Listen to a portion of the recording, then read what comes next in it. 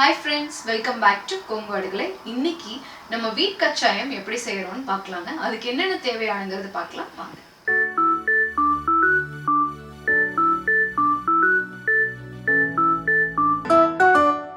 இன்னைக்கு கோதுமை கச்சாயத்துக்கு தேவையான பொருட்கள் சொல்றேங்க. ஃபர்ஸ்ட் உடைச்ச கோதுமை நான் எடுத்துர்க்கேன்.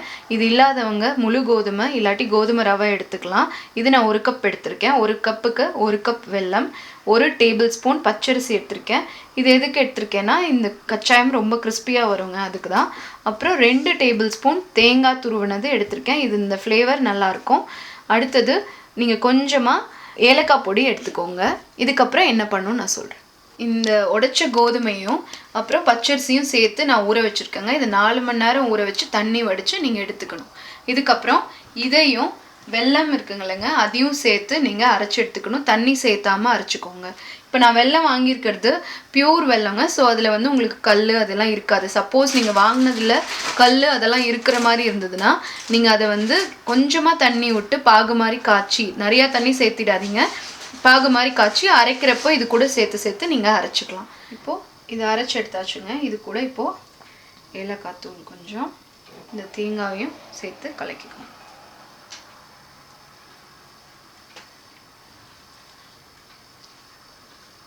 இப்போது இது கலக்கியாச்சு. பாருங்கள், மாவு இந்த அளவுக்கு இருக்கணும். இது ரொம்ப லூஸாக இருக்குது நீங்கள் ஃபீல் பண்ணிங்கன்னா கொஞ்சமாக கோதுமை மாவு கலக்கிக்கலாங்க. இது எண்ணெய் காய வச்சுக்கோங்க. இதில் போட்டு எடுக்கலாம். இப்போ எண்ணெய் காஞ்சிச்சு. இதில் ஒரு ஸ்பூனில் இப்படி எடுத்துட்டு போட்டுருங்க. கையிலையும் போடலாம். ஸ்பூன் உங்களுக்கு இன்னும் ஈஸியாக இருக்கும்.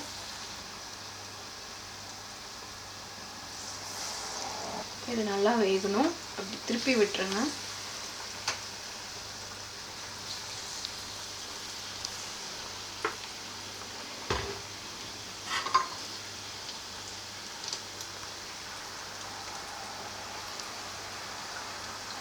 லேசாக திருப்பி விடுங்க.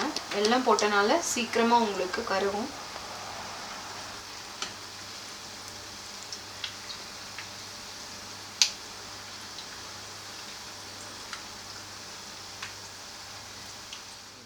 இப்போ இது வெந்துச்சுங்க.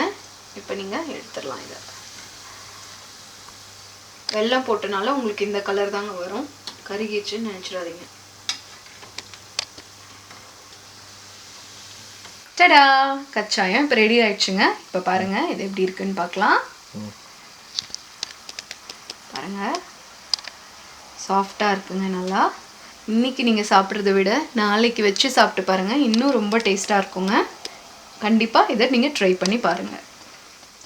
டிப் ஆஃப் த டேங்க, இந்த கோதுமை ஊற வச்சு அதை அரைக்கணும், இந்த ப்ராசஸ் லென்த்தியாக இருக்குன்னு ஃபீல் பண்ணுறவங்க இன்ஸ்டண்ட்டாக எப்படி பண்ணலாம்னு நான் சொல்கிறேன்.